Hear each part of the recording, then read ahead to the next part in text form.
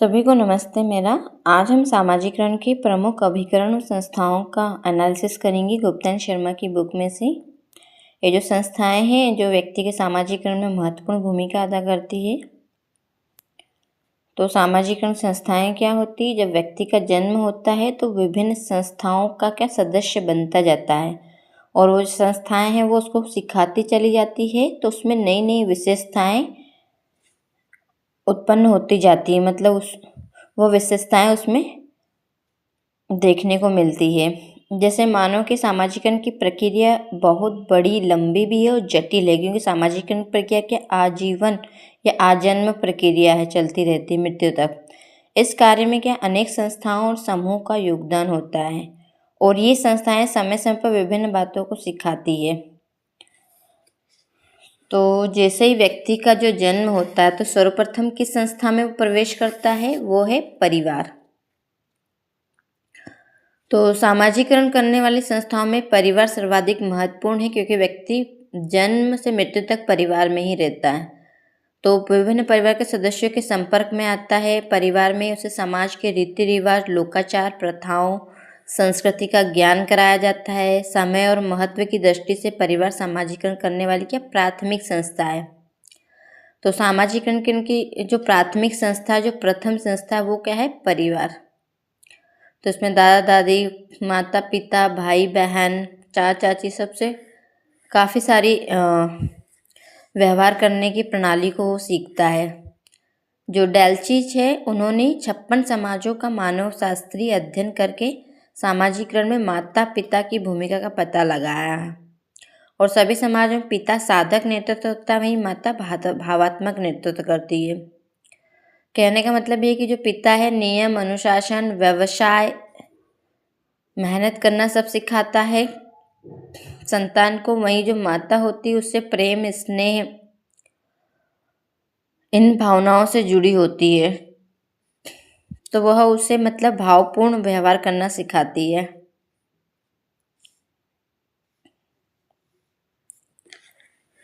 फिर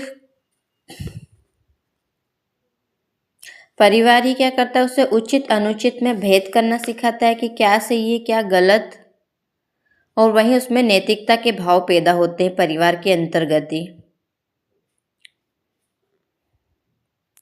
फिर भाषा का जो प्रयोग है कि किस प्रकार की लैंग्वेज यूज़ की जाती है वह भी परिवार में ही सीखता है। वह पारिवारिक आदर्श और मूल्य बच्चे के भी आदर्श और मूल्य बन जाते हैं। उसे आदर्श नागरिकता का पाठ सिखाया जाता है।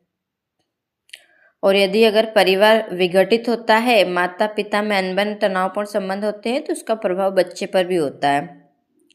तो बालक अपराध और अपराध से संबंधित अनेक अध्ययन से इस बात की पुष्टि हुई है कि अगर परिवार विघटित है तो बच्चे जो होते हैं वो क्राइम की ओर जाते हैं। तो यही है मतलब एक तरह से जो परिवार है। जैसे टर्मन का तो मत है कि केवल वे ही बच्चे विवाह को सुखपूर्ण बना सकते हैं जिनके माता पिता का पारिवारिक जीवन सुखी था, और असंयमी और झगड़ालू माता पिता का बच्चों पर बुरा प्रभाव पड़ता है। पति पत्नी की एक दूसरे के प्रति अनुदारता, घृणा अथवा असंयोग का बच्चों पर अस्वास्थ्यकर प्रभाव पड़ता है। तो ये है कि टर्मन ने भी यही बोला है उनके अध्ययन में कि जो बच्चे मतलब जिनकी बाद में शादी होती तो अपने परिवार को तभी सुखपूर्ण बना सकते हैं जब उनके माता पिता का पारिवारिक जीवन सुखी रहा हो, और अगर वे ही मतलब झगड़ालू या ऐसी प्रवृत्ति के रहते हैं तो उनके बच्चों का भी जो जीवन, आगे का वैवाहिक जीवन अच्छा नहीं रहता है। तो इस प्रकार जो परिवार है सामाजिकरण की प्रथम इकाई है। इसके बाद जो बच्चा है फिर बड़ा हो जाता है, 4 से 5 साल या 3 साल के बाद वो फिर क्रीड़ा समूह में प्रवेश होता है। उसके मित्र बनते हैं, दोस्त बनते हैं, तो खेल समूह से जुड़ता है। तो परिवार के बाद वह ये लोग अपने परिस्थिति एवं वर्ग के मूल्यों से परिचित होते हैं। फिर बच्चे के विभिन्न परिस्थितियों, विभिन्न बच्चों, वर्ग के मूल्यों, मतलब क्योंकि वो अलग परिवार से, अलग समूह से आते हैं तो उनसे परिचित होते हैं। खेल समूह में बच्चा खेल के नियमों का पालन करना सीखता है। वह दूसरों के नियंत्रण में रहना और अनुशासन का पालन भी सीखता है। यहीं पर वह हार और जीत भी सीखता है।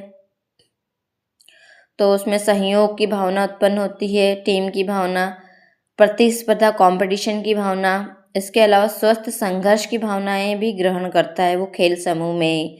मतलब स्वस्थ संघर्ष का मतलब होता है कि जो संघर्ष किया जाता है अपनी आवश्यकताओं की पूर्ति के लिए। एक स्वस्थ होता है जो नियमों के अनुकूल संघर्ष करके अपनी आवश्यकताओं की पूर्ति करते हैं, और वहीं एक अस्वस्थ होता है जो कि मतलब दूसरों को चोट पहुंचाना और फिर अपनी आवश्यकताओं की पूर्ति करना होता है। तो खेल समूह में क्या बच्चा स्वस्थ संघर्ष सीखता है।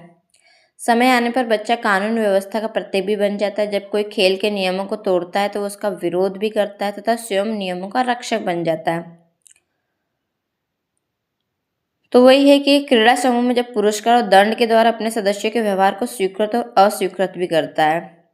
मतलब ये कि जो खेल समूह है उसके लिए मतलब उसके सामाजिकरण की एक बहुत महत्वपूर्ण इकाई है, क्योंकि उसमें काफ़ी सारी चीज़ें बच्चा सीख जाता है।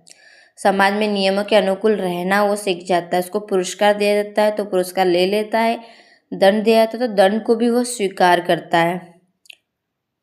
तो एक तरह से जो क्रीड़ा समूह, मित्र समूह एक बहुत ही महत्वपूर्ण सामाजिकरण की इकाई है।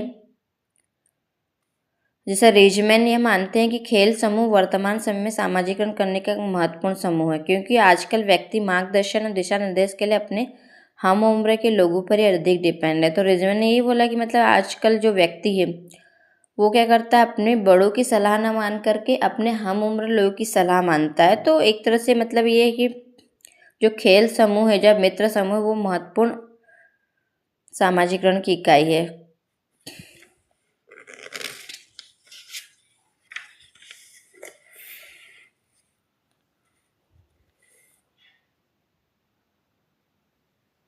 तो ये है कि जो ग्रामीण समाज है उसमें तो लोग परंपरा और स्व निर्देशित होते हैं, किंतु जो ऐसे शहरी समाज है वहाँ पर जो लोग हैं वो मतलब अपने हम उम्र लोगों की बात मानते हैं। तो खेल समूह एक तरह से उनमें नवीन मूल्यों को ग्रहण करवाता है। फिर जैसे ही बच्चा खेल समूह के साथ साथ फिर पड़ोसी जो है समूह, वो भी बच्चे के विकास में महत्वपूर्ण योगदान देते हैं, क्योंकि बच्चे से ही वह मतलब पड़ोस जो है वह बच्चों के साथ स्नेह प्यार से भी रहते हैं। उसके अलावा उसकी प्रशंसा के साथ निंदा भी करते हैं। समाज सम्मत व्यवहार करने के लिए भी प्रेरित करते हैं पड़ोसी। अतः पड़ोसी समय समय पर उसे बताते हैं कि उसे किस प्रकार के आचरण की क्या अपेक्षा की जाती है। तो इस प्रकार से जो पड़ोस है वह भी सामाजिकरण की एक महत्वपूर्ण इकाई है। फिर नेक्स्ट है नातेदारी समूह। तो नातेदारी समूह में रक्त एवं विवाह से संबंधित सभी रिश्तेदार आ जाते हैं। तो रक्त समूह से भाई बहन, दादा दादी, माता पुत्र, वैवाहिक संबंध, पति पत्नी, साले साले, सास ससुर, देवर भाभी। तो इन संबंधियों से संपर्क में व्यक्ति क्या कुछ न कुछ सीखता ही जाता है। इन सभी के प्रति उसे मतलब विभिन्न प्रकार की भूमिकाएं निभानी पड़ती है। जैसे अगर बात हम करें अगर आदिवासी कम्युनिटी या किसी भी कम्युनिटी में क्या होता है कि दो प्रकार के संबंध होते हैं। एक हंसी मजाक के संबंध होते हैं और एक होते हैं परिहार या दूरी के संबंध। तो जैसे कि अगर हम बात करें सास ससुर और बहू, सास ससुर बहू में अधिकतर क्या परिहार और दूरी के संबंध होते हैं। तो इस प्रकार से परिहार दूरी के संबंध के द्वारा भी उसको व्यवहार सिखाया जाता है। और कुछ लोगों से संबंध हंसी मजाक के भी होते हैं, जैसे साले साली या जीजा साला है, ये इनके हंसी मजाक के संबंध होते हैं। ये चीज़ें भी क्या व्यक्ति को सिखाती कि किस प्रकार का व्यवहार करना है। तो ये नातेदारी के दो प्रकार के संबंध होते हैं, हंसी मजाक के संबंध होते हैं नातेदारी में, और एक परिहार या दूरी के संबंध होते हैं। तो ये दोनों ही संबंध समाज में एक स्वीकृत व्यवहार करने के लिए क्या प्रेरित करते हैं। विभिन्न रिश्तेदार भी बच्चे पर अपना प्रभाव डालते हैं कि जिससे वह क्या आत्मसात कर लेता है। फिर जो नेक्स्ट है विवाह। तो विवाह का भी व्यक्ति के जीवन पर महत्वपूर्ण प्रभाव पड़ता है। विवाह के बाद लड़के व लड़की को पति व पत्नी की भूमिका निभानी होती है। विवाह के बाद लड़के लड़की को नए दायित्वों का क्या निर्वहन करना होता है। उन्हें एक दूसरे के लिए त्याग करना होता है, निष्ठा रखनी पड़ती है। पति पत्नी आगे चलकर पिता माता दादा दादी और नाना नानी बनते हैं। तो वही है कि मतलब जब विवाह जब शादी होती है तो वह भी व्यक्ति को मतलब बहुत सारी चीज़ें सिखाती है, जिसमें उसे एक दूसरे के प्रति निष्ठा भी रखनी पड़ती है, त्याग भी करना पड़ता है। तो ये जो सारी जो चीज़ें हैं कि ये जो आने वाली परिस्थिति में जब उसको माता पिता बनते हैं, दादा दादी नाना नानी बनते हैं, तो वो उसके लिए क्या तैयार होते हैं। तो विवाह भी एक महत्वपूर्ण संस्था है।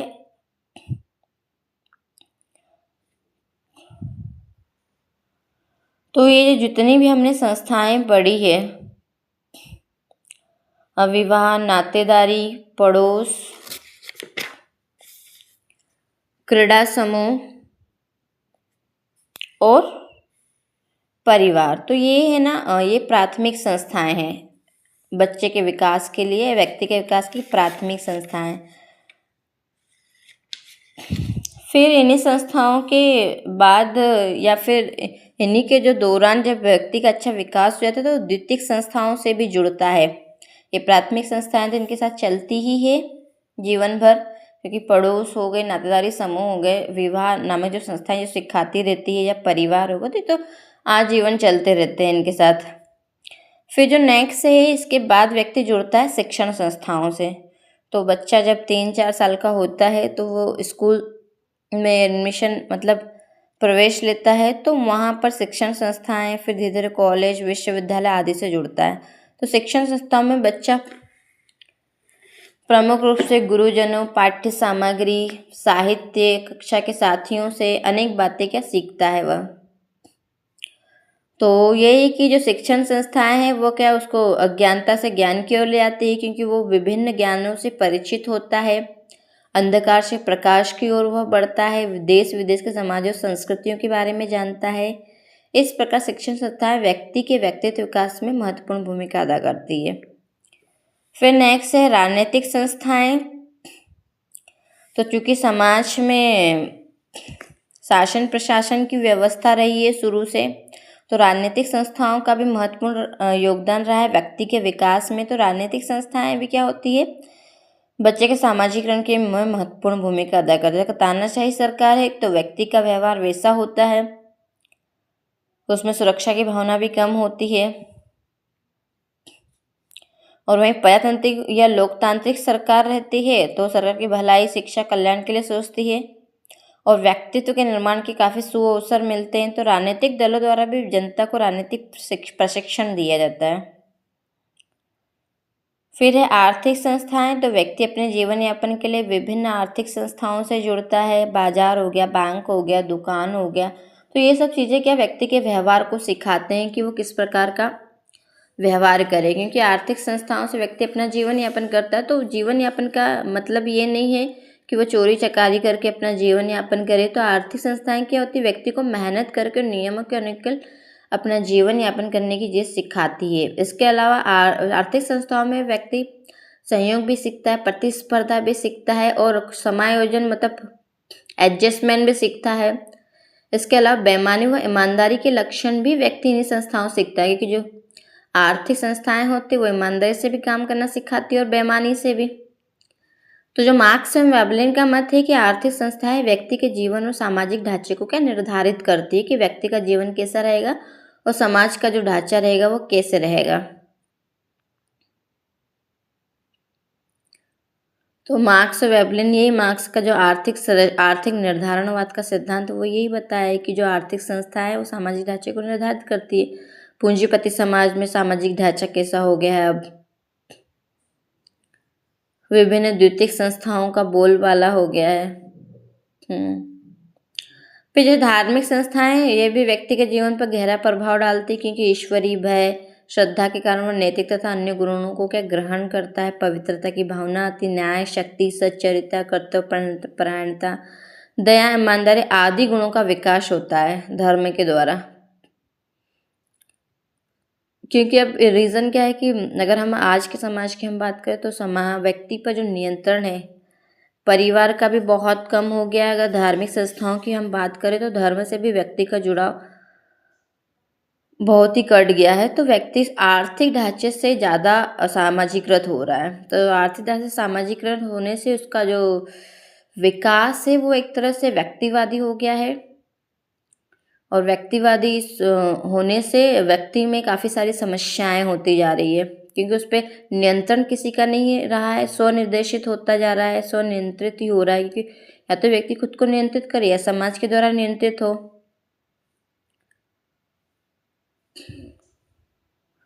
तो ये कि जो धार्मिक संस्थाएं हैं ये भी व्यक्ति में, अगर वो धर्म से जुड़ता है या फिर उसमें आध्यात्मिक गुण होते हैं, तो व्यक्ति एक संतुलित जीवन की ओर मतलब अग्रेसित होता है। तो यही है कि जो सारी जो चीज़ें हैं कि मंदिर, मस्जिद, गुरुद्वारे और चर्च हमें किस प्रकार का आचरण करना सिखाते हैं।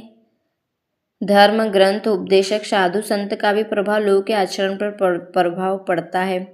पाप, पुण्य, स्वर्ग, नरक की धारणा लोगों को सामाजिक प्रतिमानों के अनुरूप आचरण करने पर बल देती है। तो धार्मिक भय के कारण भी कई अपराधी, डाकू, हत्यारे, क्रूर व्यक्ति अपने व्यवहार को नियंत्रित करते हैं।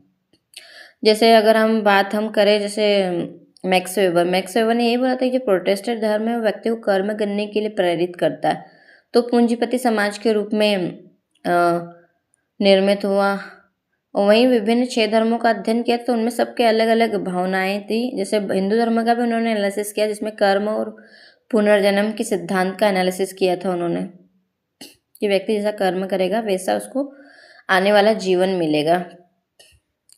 फिर सांस्कृतिक संस्थाएं। आधुनिक समाज में अनेक सांस्कृतिक संस्था जैसे संगीत अकादमी, नाटक मंडली, कवि सम्मेलन, क्लब आदि व्यक्ति के विकास में क्या योगदान देते हैं। तो ये संस्थाएं व्यक्ति को अपनी संस्कृति से परिचित कराती है। इनके द्वारा व्यक्ति अपनी प्रथाओं, परंपराओं, वेशभूषा, व्यवसाय, साहित्य, संगीत, कला, भाषा आदि से क्या परिचित होता है। फिर है व्यवसायी समूह। तो व्यक्ति जिस व्यवसाय से जुड़ता है वे संस्थाएं भी व्यक्ति को व्यवहार को क्या निर्देशित करती है। तो यह कि प्रोफेसर डेविस का मत है कि व्यक्ति 2 भिन्न प्रकार के संचरण की उपज है। संचरण मतलब ट्रांसमिशन, उसमें जो मतलब एक तरह से सारे गुण आते जाते हैं। तो एक तो अनुवांशिक संचरण है, जो व्यक्ति को क्रोमोसोम्स या माता पिता से मिलते हैं ना अनुवांशिक गुण। फिर वैसे ही फिर एक सामाजिक गुण मिलते हैं। तो सामाजिक गुण जो व्यक्ति विभिन्न समाजों के प्रतीकों और परंपराओं को सीखता है तो उसके द्वारा सामाजिक विशेषताओं को ग्रहण करता है। इसलिए प्रोफेसर डेविस का मत है कि व्यक्ति 2 भिन्न प्रकार के संचरण की उपज है, एक तो अनुवांशिक तथा सामाजिक। तो ये सामाजिक इनकी विभिन्न संस्थाएं। धन्यवाद सभी को। ये इसका डायग्राम है जिसमें व्यक्ति है, इसका परिवार, क्रीड़ा समूह, पड़ोस, नातेदारी समूह, विवाह, ये सब प्राथमिक संस्था है। फिर नेक्स्ट है द्वितीयक संस्था है, इसमें शिक्षण संस्था है, राजनीतिक संस्था है, आर्थिक संस्था है, धार्मिक संस्था है, सांस्कृतिक संस्था है, व्यवसाय समूह।